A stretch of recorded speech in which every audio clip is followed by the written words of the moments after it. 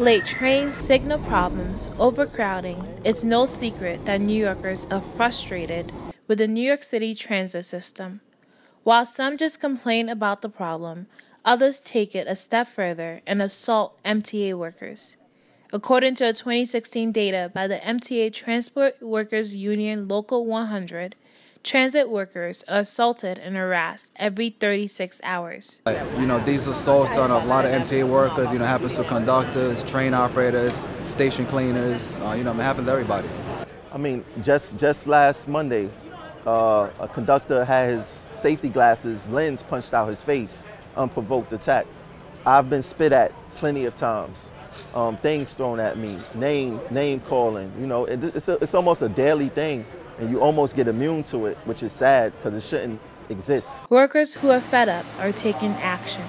Tremel Thompson is the leader of Progressive Action, a movement that raises awareness about MTA safety conditions on the job and assault on transit workers. For the second year in a row, Progressive Action marched from the Transport Workers Union office in downtown Brooklyn to MTA headquarters in Lower Manhattan. Their goal to declare to the public and the MTA that assaults on transit workers must go.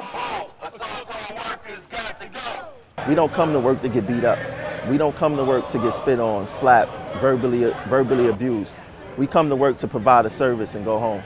And I think that it's insane that we come to work and work in these conditions every day. Local 100. Local 100.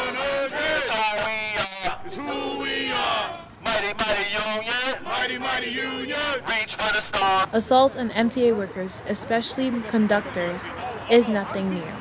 Tom Scarter is a retired MTA worker. In his first year working for transit, he worked as a conductor. He says nothing has changed in the New York City transit system. I was doing it in the late 80s, and the subway cars were covered in graffiti. Things were kind of out of control.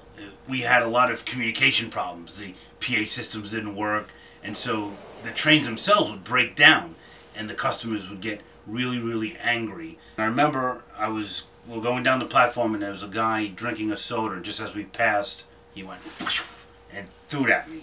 Really faked me out for no reason, and I got splashed with soda. I understand their frustration.